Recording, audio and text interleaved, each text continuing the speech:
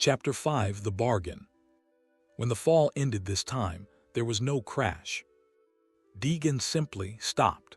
His body floated for a moment, suspended in the void like a rag doll, before lowering gently onto a surface that felt neither solid nor liquid.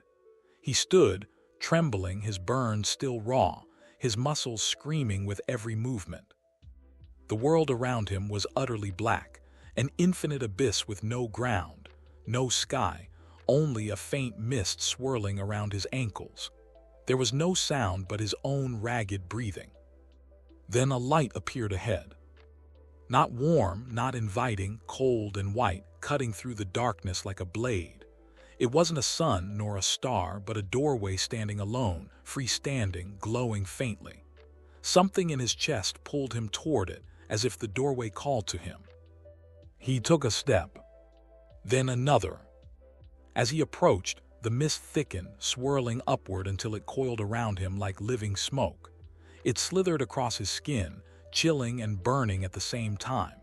From within the mist, a voice spoke. "You've done well, Deagan." The cloaked figure emerged from the fog, its form towering, its black robes rippling though there was no wind. The faint white lights under its hood burned brighter than before. The mist recoiled from it, as if afraid. Deagan's fists clenched, his voice hoarse. "You again." "Always. What do you want from me?" The figure took a step forward, and the mist parted as if bowing to it. "What we want is simple, you." Deagan's jaw tightened. "Not happening." The figure's head tilted, its voice soft yet dripping with malice. "You say that now, but you have only just begun to taste what awaits you. You think you can fight forever. You think your fragile soul can withstand what's coming. I'll fight as long as I have to." "Ah, pride," the voice almost purred. "How delicious." The figure raised an arm, and suddenly the mist shifted, forming images around them. The blackness rippled, reshaping into visions that hovered like glass screens. In one, Deagan saw his hospital room, his body twitching violently on the bed, monitors screaming. Doctors surrounded him, shouting, their faces tense. His mother sobbed in the corner, clutching a rosary. Another vision appeared, showing a funeral, his mother dressed in black, her face hollow, staring at a casket. No one else was there, no friends, no one. Deagan's breath caught. "Stop it." "This is your fate if you keep fighting," the figure said smoothly. "Pain, suffering. You will die here alone, and your body will rot while those you love forget you." The funeral vision flickered, replaced by something else. A warm room, sunlight streaming through the window. Deagan sat on a couch, whole, alive, his mother smiling beside him. The smell of coffee filled the air. "But," the figure continued, "if you surrender, if you give yourself to us now, the pain will end. You will feel nothing. You will rest." Deagan stared at the warm vision, his chest aching. "No pain, no suffering, just peace." The figure stepped closer, its voice lowering to a whisper that curled inside his ears. "Think of it, Deagan, no more guilt, no more nightmares, no more fighting, just release." For a moment he almost believed it. His knees trembled, his will faltering. The thought of ending the endless terror was so tempting it physically hurt. He reached toward the warm vision. The figure's hand extended as well, long fingers curling toward him. "Take my hand and it all ends." Deagan froze, his hand inches from the figure. His breathing was ragged, his heart hammering. Then faintly he heard it. "Please, baby, don't leave me." His mother's voice. It pierced the fog, cutting through the figure's spell. His hand dropped. The cloaked figure's lights dimmed slightly, its tone turning cold. "Foolish boy." Deagan stepped back, his voice trembling but defiant. "No, I'm not yours. Not now, not ever." The figure's robe rippled like it was caught in an invisible storm. The mist recoiled, hissing. "So be it." The visions shattered, the warm room crumbling into ashes. The mist darkened, turning crimson. "You have chosen suffering. We will give it to you."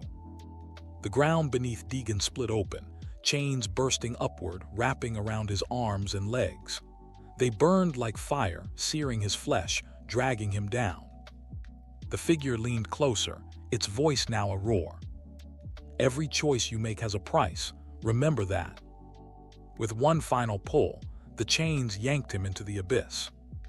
The chains yanked Deagan down so fast the air ripped from his lungs. Heat and pressure built until his bones felt like they were about to crack. The mist around him turned crimson, streaked with veins of black lightning that flared with every heartbeat. He crashed into a floor of scorched iron. Sparks flew where his body hit, the heat burning through his skin. The chains didn't release him. They tightened, searing into his flesh, their glow pulsing like molten metal.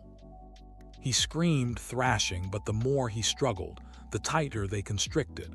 The links dug deeper, until it felt like they were cutting into his bones. His arms were stretched above his head, his legs pinned to the floor. The air reeked of sulfur and burning flesh, his flesh. From the darkness ahead, the cloaked figure emerged again. It didn't walk, it glided, the shadows bending around it. Behind it, walls of black stone rose up, forming what looked like a dungeon carved into the heart of hell itself. The walls oozed with some dark liquid that steamed when it hit the floor. "You chose pain, Deagan." Deagan groaned, his voice hoarse. "I chose to fight." The figure tilted its head. "Fool." The walls came alive. Chains hung from above, each one dripping embers, each ending with a hook. They moved as if alive, twisting and writhing, clinking softly in anticipation.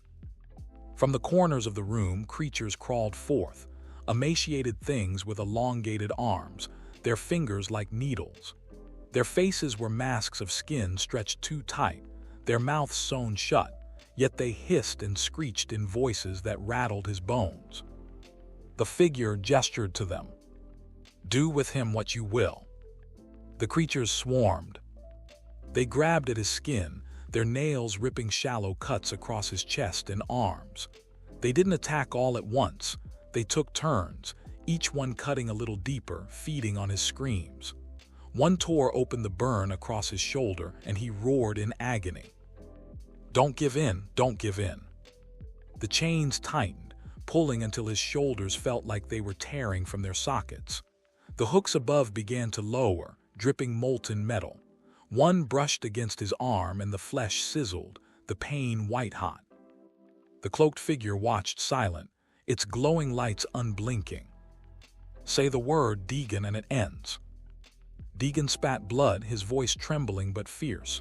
"Go to hell." The figure chuckled darkly. "You're already here." The hooks continued lowering, searing his skin wherever they touched.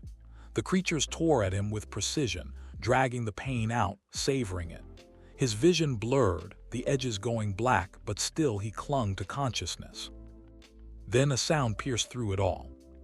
Faint. Distant. "Stay with us, Deagan, don't let go." A doctor's voice. The hospital bled into his hearing, faint monitor beeps echoing in the background. The light around the chains flickered, as if the voice weakened them. The cloaked figure hissed, its tone sharp. "Do not listen to them." But the voice came again, clearer. "Fight, Deagan, please fight." The chains cracked. Deagan roared, pulling against them with every ounce of strength left in his body. His skin tore, blood poured, but the chains began to snap. The hooks tried to pierce deeper, but he yanked harder, muscles burning like fire. "Break them." With one last surge, he ripped free. The chains shattered into pieces, scattering across the floor in a shower of sparks. The creatures shrieked, retreating into the shadows. The walls cracked, the dungeon trembling violently.